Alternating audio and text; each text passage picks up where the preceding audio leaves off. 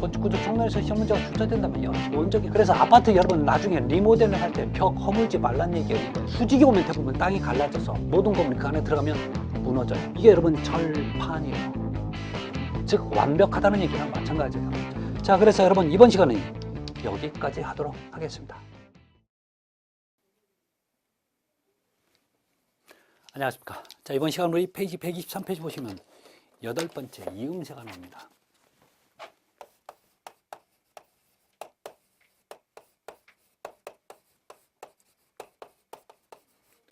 자, 이게 무슨 얘기냐면 우리가 흔히 영문으로 조인트라고 얘기하는데요. 우리 콘크리트는 대부분 이어쳐야 되는 거죠. 자, 그래서 각각의 어떤 이어칠 때 또는요, 뭐가 문제가 있을 때 그 이음 부위가 생길 겁니다. 어떤 거는 자연적으로 생기는 이음이 있는가 하면 어떤 거는 사람이 인위적으로 계획적으로 잘라서 만드는 그런 이음새가 있습니다. 자, 그러면 지금부터 어떤 이음새가 있는지 그 이음새의 종류와 그 사용 목적에 대해서 얘기를 하도록 할게요. 자, 첫 번째 나온 게 여러분 신축이음이에요. 자, 영문은 우리가 익스펜션 조인트라고 얘기하는데, 자, 이거 신축 줄눈이라는 표현도 사용이 되고 있어요. 자, 그러면 얘는 주로 어떨 때 하냐면 여러분 이런 건물, 자, 이런 건물이 있어요. 이런 거죠. 이렇게 이 건물과 이 건물이 있을 때 요 이음부, 즉 이 연결부는 절대 우리 눈에는 붙어 있는 것 같지만 이것은 떨어져 있어야 돼요. 떨어져 있습니다. 이게 지금 신축이음이 되는 거죠. 자, 그럴 수밖에 없는 게 이 건물의 차중과 이 건물의 차중 분명히 달라요. 또 전체적인 또 하중 자체가 달라지는 거죠. 따로따로 움직여야 되는 거죠. 그래서 우리 눈에 붙어 있지만 떨어뜨리는 이런 게 여러분 지금 신축이음. 또는 여러분 다리 같은 거 있죠, 다리. 다리에 여러분 할 때 보면 더덕더덕거리는 부분. 그게 이 다리 상판과 상판 서로 떨어뜨리는 이음 자리가 되는 거죠. 이런 걸 정말 우리가 익스펜션, 신축이음, 신축전륜이라고 얘기하죠. 자, 그런데 여기서 우리가 봐줘야 할 게 또 이거 왜 하냐? 사용 목적이 되는 거죠. 목적, 이유가 있어요. 첫 번째, 우리 교재 보시면 온도 변화는, 자, 온도의 강은 신축 팽창에 대응하는 거죠.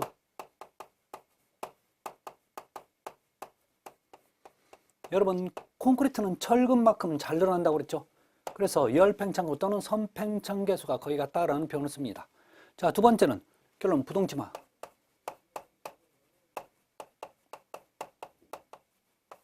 방지 대책으로 쓰는 거죠. 자, 세 번째 결론은 여러 가지 하중이 존재합니다. 그래서 적자중이라든지 또는 뭐 이동하중 이런 하중에 대해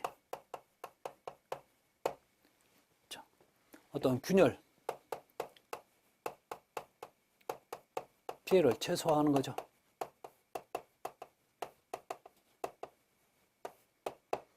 이런 목적으로 쓰는 게 여러분 신축이음입니다.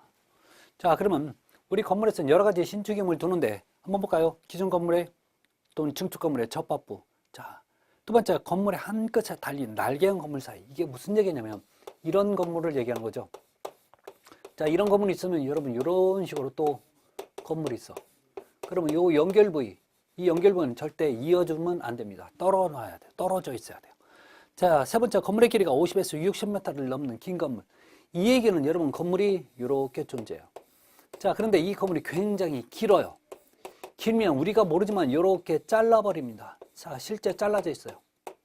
이렇게 잘라놓으라는 얘기죠. 결론 그래서 너와 너는 따로따로 놀아야 돼 라는 뜻을 가지고 있습니다. 그래서 이런 부위는 반드시 두게끔 돼 있죠. 그래서 우리 교재 보시면 바닥면 신축줄눈 이음 그 사진이 지금 그 부위가 어디냐면 여러분 다리 상판과 상판 사이를 저렇게 떨어뜨리는 이음새가 됩니다. 그래서 얘가 좀 벌어졌다가 붙었다가 이런 개념이 되는 거죠. 자, 그래서 확인하시고 두 번째 시공이음입니다.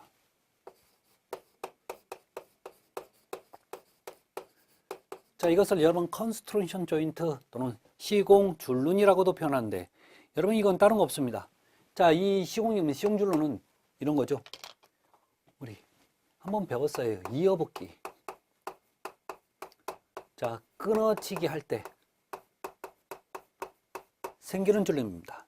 그래서 얘는 그 시공의 위치. 자, 위치할 때 조건이 있습니다. 조건.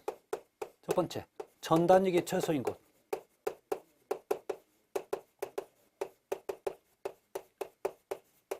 그 다음에 그 이음의 단면적이 최소가 되게 하라고 하죠. 이음 단면적이 최소되게 해야 돼요. 자, 그래서 결론적으로는 너 부재에서는 어떻게 해야 됐었냐면, 첫 번째, 기본 여러 가지가 있지만 기본 개념이 수직 부재가 있죠. 대표적인 수직 부재가 기둥이나 벽 같은 게 되죠. 자, 그래서 너는 자, 기둥이나 벽 같은 경우에는 하는 위치가 보 밑이나 보 위에서 어떻게 해요? 수평으로 자르라고 얘기하죠. 수평으로 잘라줘야 돼요. 자, 그러면 두 번째, 수평부재가 있죠. 수평부재. 대표적인 수평부재가 보라든지 또는 슬라브가 되는 거죠. 얘는 수평이라든지, 그러니까 간 사이 또는 스판의 중앙에서 어떻게 잘라요? 수직으로 자르는 거죠. 으로. 이렇게 자르라고 얘기를 나오고 있죠. 그 얘기를 지금 하고 있죠. 그래서 자, 우리 교재에도 그 얘기가 있습니다. 자, 그러면 절대 해서는 안 되는 게 있습니다. 여러분, 캔틸레버라든지 또는 내민보, 이거 절대 하면 안 됩니다. 금지합니다. 즉 이어치기, 끊어치기, 시공이면 절대 생기면 안 됩니다. 자, 그 다음에 아치 같은 경우는, 자, 아치란 축에, 제축에 직각으로 하게끔 되어 있죠. 혹시 여러분 벽체인데 이 벽체에 계거부가 존재합니다. 계거부가 존재할 때는 자, 편하게 수직 또는 계거부 중심에서 수평으로 자르라고 얘기 나오죠. 자, 이런 조건들 확인하시면 됩니다. 자, 그 다음에 여러분 세 번째, 균열 유도 줄눈이 있습니다.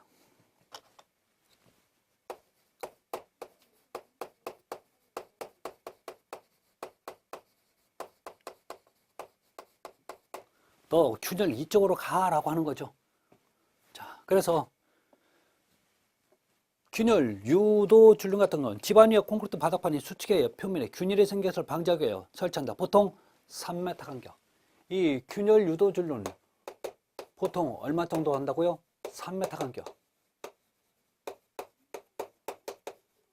그래서 또 균열이 자, 이렇게 갔으면 좋겠어. 아니면 균열가 나오는 손으로 막아줬으면 좋겠어. 이런 표현으로 여러분 지금 균열 유도 줄눈이라고 얘기한다는 거. 자, 그 다음에 자, 네 번째, 작업 줄눈이죠.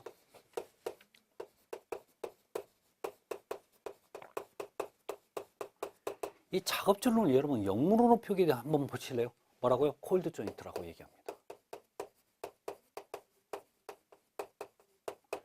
자, 그런데 이 작업 줄눈은 참 좀 희한해요.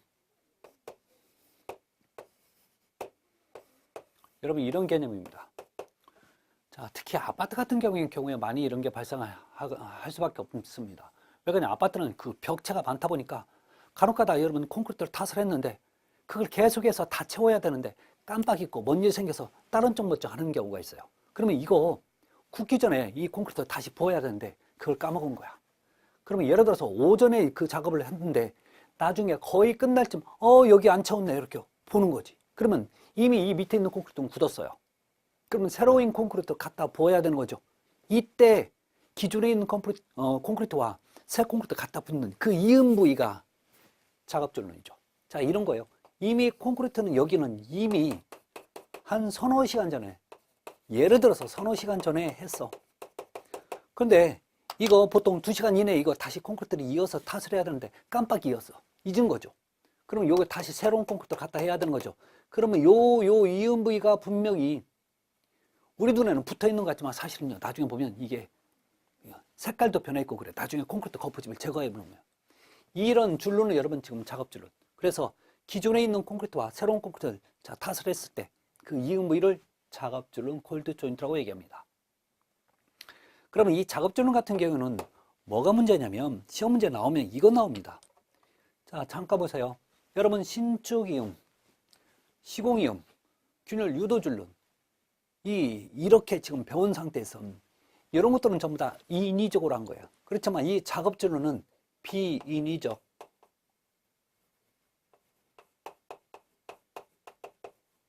비계획적인 겁니다.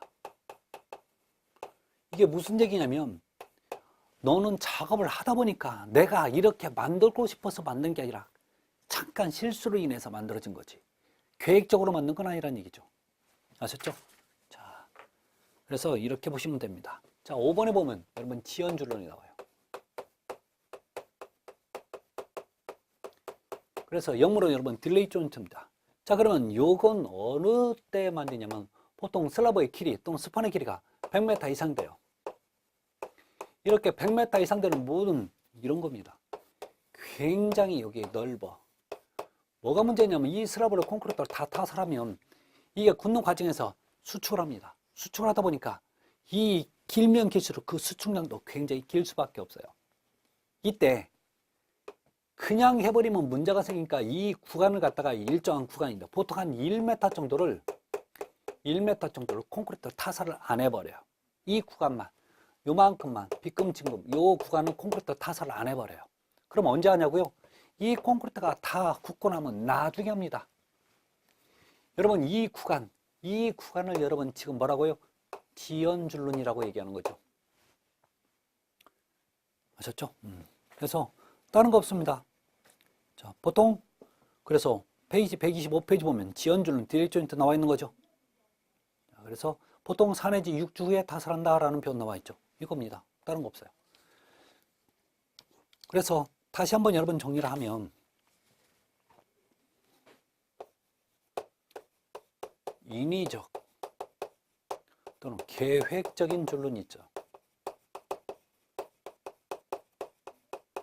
이 줄론 뭐가 있나요? 신축이음,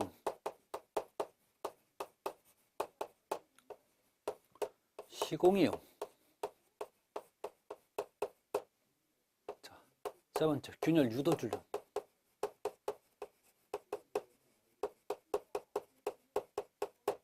자, 다섯 번째 지연줄론. 그렇지만 작업줄론은 여러분 비인위적, 비계획적이라는 거죠. 얘는 마음 놓고 그러니까 원래부터 도면에 있었어요. 이렇게 하라고. 그렇지만 얘는 그런 게 없었어. 그런 개념만 확인 좀 부탁 좀 드릴게요. 자, 여러분 심할수 보면 여러분 콘크리트에 균열이 있습니다. 자, 그 균열에 관련된 얘기를 몇 가지만 좀 하도록 할게요. 자, 페이지 125페이지입니다. 자, 여기서 하고 싶은 얘기는 여러분 심화학습 내용을 보시면 콘크리트 유지보수에서 콘크리트 균열입니다.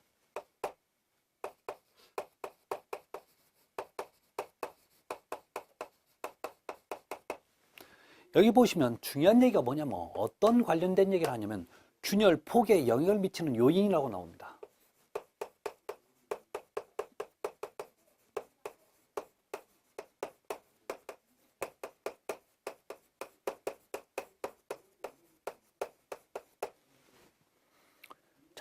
이 얘기 한번 볼까요? 자, 여러분 기억 보면 하중원이란 균열의 최대폭은 철근의 응력에 비례한다. 자, 하중원이란 균열의 최대폭은 철근의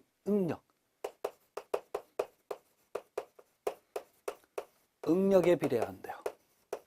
이게 무슨 얘기냐면 여러분 지금 균열은 콘크리트 압축력에 의한 균열보다 얘가 균열은 대부분 여러분 인장력이 발생되면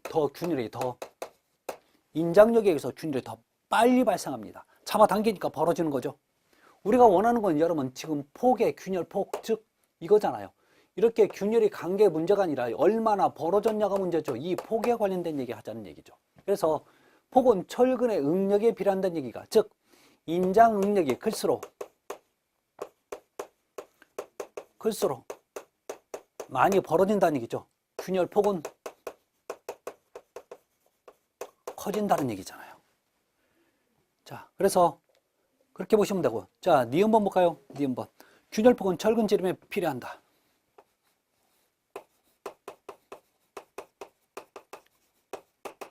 철근 지름에 비례. 무슨 얘기냐면 여러분 철근의 지름이 크다는 얘기는 철근 지름이 작은 거에서 큰 걸 쓰는 이유는 뭐예요? 인장력이 커지니까 그래요. 인장력이 커서 그런다니까요. 인장력이 크게 작용하니까 균열도 많이 벌어지는 거죠. 폭도 커진다고요. 그 얘기입니다. 이번 균열폭은 철근비에 반비례한다.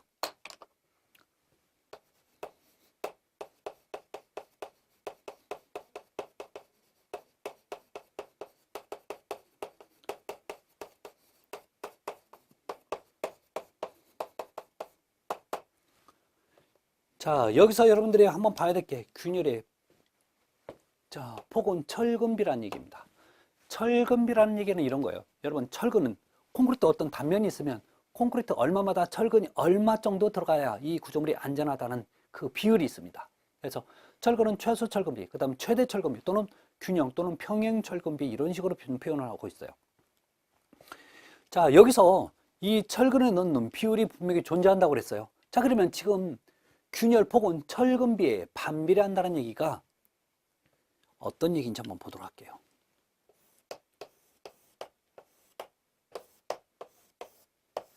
똑같은 면적입니다. 자, 똑같은 면적에 제가 철근을 집어넣을 거예요. 하나는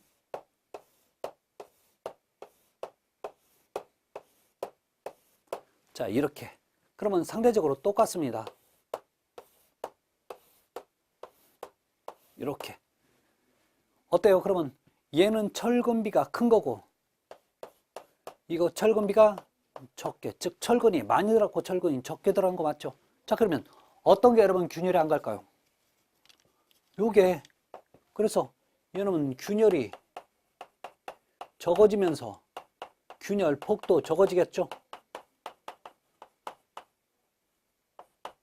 그렇지만 얘는 균열 많이 가면서 많이 벌어지겠죠? 봐요. 여러분 봐요. 이게 철근비가 큰데 균열의 폭은 어때요? 작아지잖아. 철근비가 작아졌는데 균열은 많이 가잖아. 그러니까 반비례 관계죠. 이겁니다. 어려운 거 아닙니다. 자, 그 다음에 인장 측의 철근은 잘 분배하면 균열을 최소화할 수 있어요. 당연한 겁니다. 그 다음에 이형 철근을 사용하면 균열폭을 최소화할 수 있다. 맞죠? 콘크리트 표면의 균열은 철근에 대한 콘크리트 피복 두께가 필요한다. 여러분 비읍번에 보면 균열폭은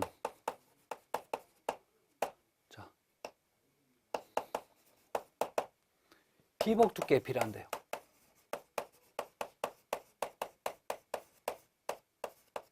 이게 무슨 얘기냐고요? 여러분 피복 두께는 콘크리트 여기 있다고 칩시다. 자, 그러면 철근이 하나는 여기에 묻혀 있고 또 하나는 여기에 묻혀 있어요. 그러면 피복 두께의 개념은 너 여기서부터 여기까지 두께가 피복 두께가 되는 거죠. 너 여기서부터 여기까지도 이게 바로 피복 두께가 되겠죠. 그러면 여러분 기역보는 피복 두께가 얘가 피복 두께가 작고 얘가 피복 두께가 커지는 거죠. 보실래요? 자, 문제는 벌어지는 폭, 균열의 폭입니다. 균열의 폭은 여러분 이런 겁니다. 즉 혹시 여러분 이 철근이 아니 콘크리트가 균열이 어디까지 간다는 개념이냐면 여기까지 간다는 개념이에요. 철근까지. 너도 여기까지. 지금 물어보는 것은 누가 균열이 빨리 가냐라고 물어보는 게 아니라 얼마나 많이 벌어지냐라고 물어보는 거죠. 그러면 계곡이 여러분 깊으면 벌어지는 폭도 여러분 넓어져요. 작아지고. 결론은 피복 두께가 두꺼워지면 벌어지는 폭, 균열의 폭은 비례관계 커지는 거죠. 균열이 커졌잖아요. 폭이. 여기는 균열 폭이 작아지는 거고. 이거 얘기를 하는 겁니다. 아셨죠? 그래서 어려운 건 아니라는 거.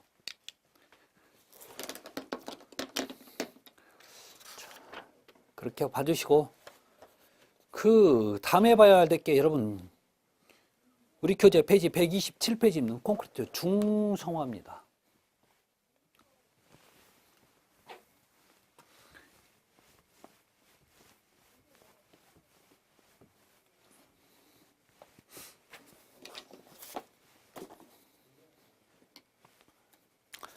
자, 그래서 이제 우리 중성화인데, 자, 중성화는 콘크리트가 알카리성을 잃어버린 성질을 여러분 중성화라고 얘기합니다. 그래서 이 콘크리트가 그러면 알카리성을 잃어가면 어떤 문제가 있는지 그 관련된 얘기를 먼저 하도록 할게요.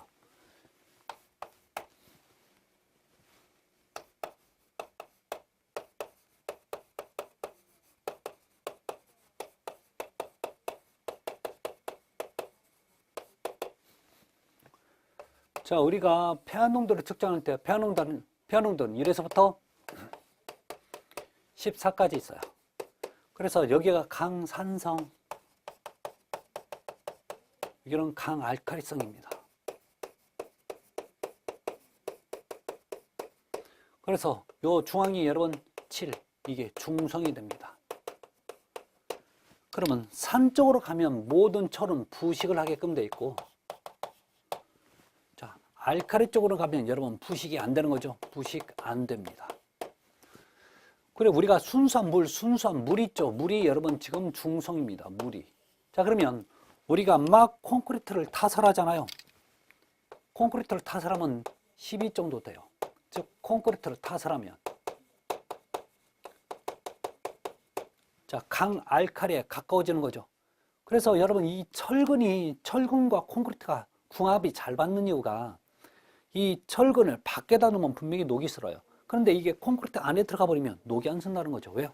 콘크리트는 알칼리성을 가지고 있으니까 녹이 안 쓰고 좋아요. 그래서 오래된 건물도 부셔도 여러분 거의 대부분 철근들이 그냥 녹이 안 쓸고 그냥 나오는 이유가 바로 요것 때문이고요. 자, 그런데 어떤 이유에서인지는 모르겠지만 그 폐암 농도가 10 이하로 떨어지잖아요. 자, 10 이하로 떨어지면 이때부터, 즉 폐암 농도가 10부터는 얘가 중성화가 진행이 된다고 얘기합니다.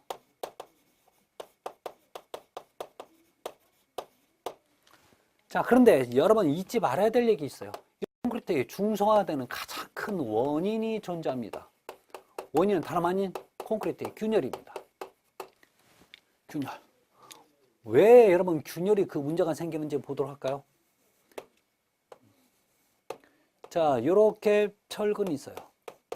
문제는 이게 제대로 감싸고 있으면 아무 조건이 없는데 이게 균열이 생긴단 말이에요. 자, 이 균열이 생기면 이쪽으로 어떤 환경 오염증인 나쁜 공기라든지 아니면 대표적인 게 물이 들어가는 거죠. 물은 여러분 기본적으로 중력작용해서 요 표면에서 묻혀 있다가 떨어질 수밖에 없죠. 근데 이게 물이 나오면서 그냥 나오는 게 아니라 콘크리트 주변을, 아니 철근 주변을 감싸고 있는 이 콘크리트 안에 있는 알칼리 성분을 가지고 나와버려요. 자, 그래서 여러분 얘가 보면, 나중에 보면 이렇게 여름인데도 하얀색 고드름이 열려있는 거 보죠. 이게 바로 여러분 뭐예요? 이게 바로 백화현상이 고드름처럼 달려있는 거죠. 이게 지금 알칼리 성분이 빠졌다는 얘기입니다. 좋은 거예요? 나쁜 거예요? 나쁜 거예요. 이렇게 콘크리트의 가장 중성의 큰 원인은 여러분 균열입니다. 그러면 이게 중성화 됐는지 안 됐는지 판단하는 판별법이 있는 거죠. 자, 판별법은 여러분 페놀프탈레인 용액을 뿌려보는 겁니다.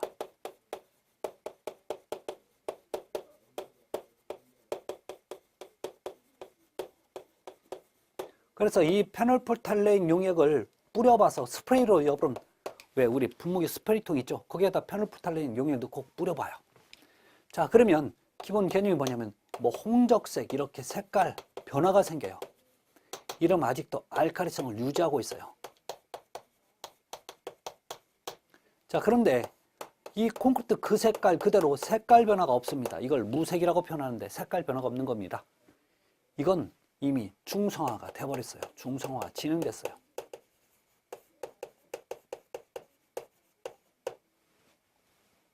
이런 문제가 생기는 거죠.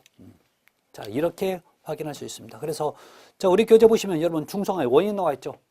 볼까요? 여러분 1번 물시멘트가 클 때, 여러분 물시멘트가 크다는 얘기는 그만큼 강도 작고 균열 많이 갔을 때죠. 두 번째, 탄산가스 농도가 클 때, 탄산가스 농도가 크다는 얘기는 그만큼 환경의 오염이 크다는 얘기입니다. 자, 오염된 물질이 들어가서 자, 중성화를 일으킨다는 얘기죠. 자, 세 번째, 분말도가 커. 여러분 시멘트의 분말도가 크면 물과 반응하는 수화작용이 빨라져요. 수화작용이 빨라진다는 얘기는 열이 많이 발생되는 거예요. 그러면 콘크리트에 열이 많이 발생된다는 얘기는 갈라진다는 얘기입니다. 균열이 가는 거죠. 자, 온도가 높을수록 콘크리트 균열 잘 가죠. 그다음에 습도가 낮을 때 균열이 잘 갑니다. 그다음에 경량골재.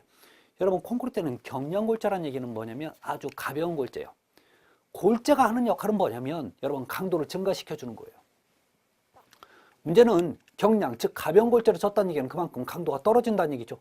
그러면 강도가 떨어질 때 대부분 콘크리트는 압축력을 받을 때 깨질 거 아니에요. 깨졌다는 얘기는 얘 힘을 못 받는다는 얘기죠. 균열 가고 그러니까 문제가 생기겠죠. 자, 혼합 시멘트. 혼합 시멘트는 절대 쓰면 안 돼요. 시멘트는 각각 고유의 특징이 있습니다. 그 성분도 달라요.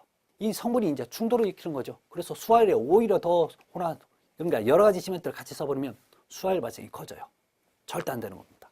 자, 이 얘기였죠. 그래서 여러분, 원인 알면 당연히 대책은 당연스럽게 알 수밖에 없을 겁니다. 그래서 자, 이 개념 확인하시고, 자, 다음에 여러분 이제 내진 설계가 나오는데, 자, 우리 교재는 여러 가지 내진 설계 방식이 있지만 저는 별도의 내진 설계 3가지에 대해서 다시 한번 설명할 테니까 잘 들어보십시오. 내진 설계입니다. 자, 우리 교재는 그 어떤 이렇게 하고 어떤 이론적인 얘기인데, 저는 자, 내진 설계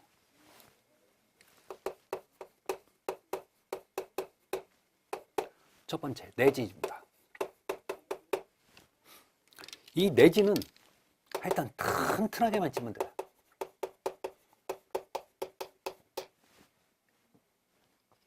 우리나라 대부분 모든 자, 내진 설계 방식에 가장 많이 쓰는 게 바로 이 내진이에요.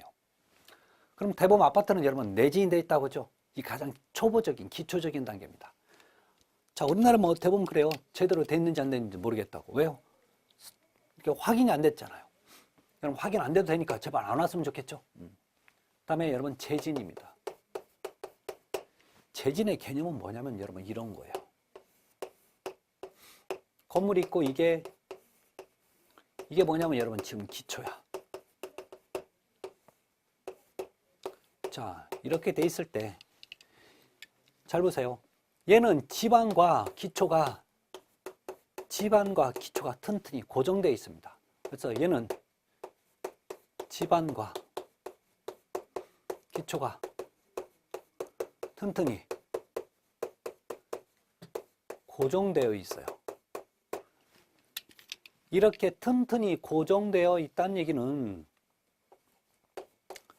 지반 개수에 영향이 없다는 얘기입니다.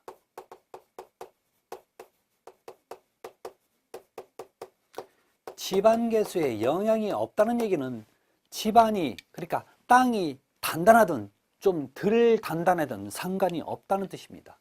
자, 이렇게 지반 개수에 영향이 없다 보니까 좋은 점이 뭐냐면 얘는 증축이 가능합니다. 그러면 어떻게 도대체 지진을 측정하는데 있어요. 이 건물 어딘가 지진을 측정하는 지진 계측 장비, 즉 지진 계측 장비를 설치합니다. 이 계측 장비가 쌀까요, 비쌀까요? 비싸겠지.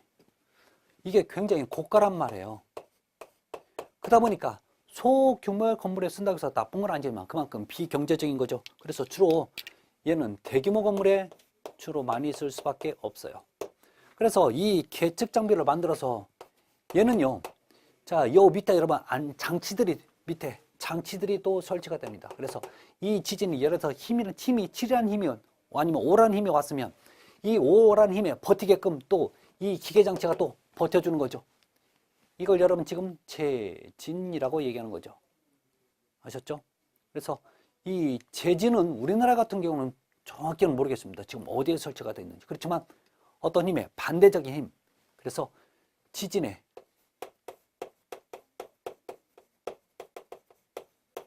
지진 발생 시 자, 지진 버티는 힘을 또는 그 구조를 생겨서 자, 힘을 만들어서 힘에 의해 버팁니다. 이게 바로 재진의 개념입니다. 자, 그런데 하나 더 필요합니다. 자, 이거와는 조금 다른 개념을 쓰는 게 뭐냐면 면진이에요.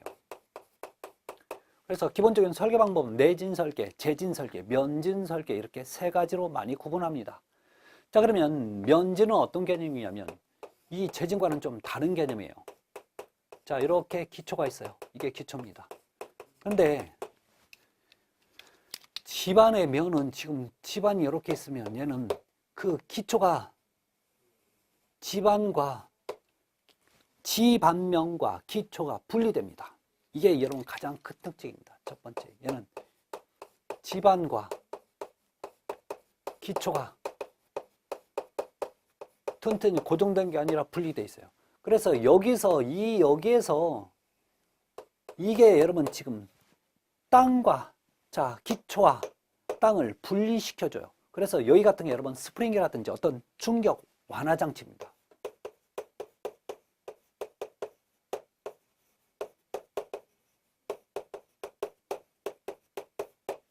충격 완화 장치예요. 자, 이래서 얘는 이렇게 분리시켜 놓습니다. 사실 떠 있다는 거 아니지만 중간에 뭐가 있다는 얘기입니다. 자, 이렇게 기초와 집안이 분리되어 있어요. 여러분 혹시 분리 또는 격리 이런 표현을 여러분 혹시 영문으로 뭐라고 얘기하면 이걸 아이솔레이션이라고 읽어요. 항상 여러분 혹시 아이솔레이션에 의해서 좀 격리해서 분리에 의해서 이런 식으로 나오면 무조건 면진 개념입니다. 이렇게 기초가 분리되어 있다 보니까 이 땅이 여러분 단단하면 안 돼요. 단단해야 돼요. 즉 얘는 집안 개수에 영향을 많이 받아요. 영향이 굉장히 큽니다. 자, 이렇게 영향이 크다는 얘기는 그만큼 집안이 단단해야 한다는 얘기예요. 말뜻이 그래요. 자, 그래서 따라서 얘는 집안 개수에 영향이 크다 보니까 증축이 불가능한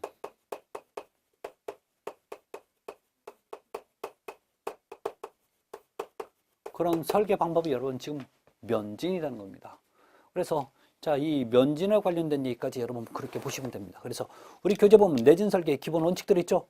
자, 이런 얘기들은 여러분 한번 확인하셨으면 한 번 정도만 읽어주십시오. 그래서 큰 어려운 얘기는 아닐 겁니다. 그래서 한 번 정도만 이렇게 봐주시고 자, 그래서 자, 이렇게 좀 정리를 하시면 좋을 것 같습니다. 그 다음에 나오는 게 이제 우리 제5장 철골 구조인데요.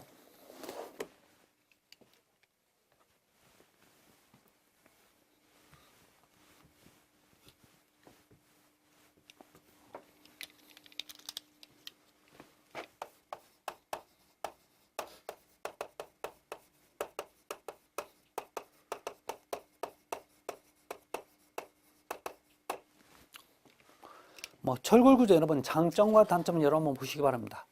자, 그래서 철골 구조에서는 우리가 특별히 좀 신경 써야 될 얘기는 우리 기본적으로 좀 봐야 될 내용들이 있죠. 우리 교재 페이지 137페이지 보면 강제 표시법이 나옵니다.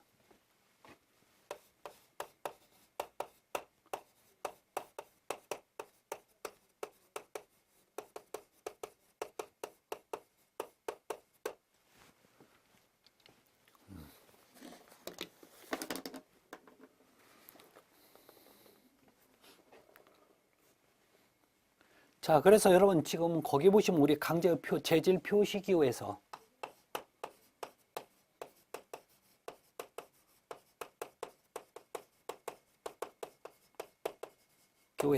기본적으로 SS 스트럭처라고 얘기합니다. 일반 구조,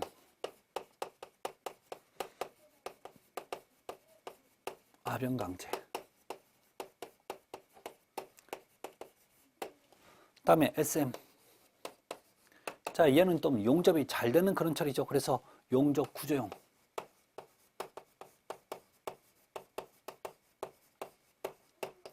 강제가 되는 거죠. 자, SPS. 일반 구조용 탄소.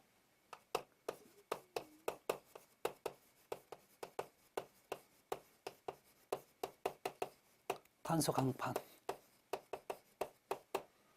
그다음에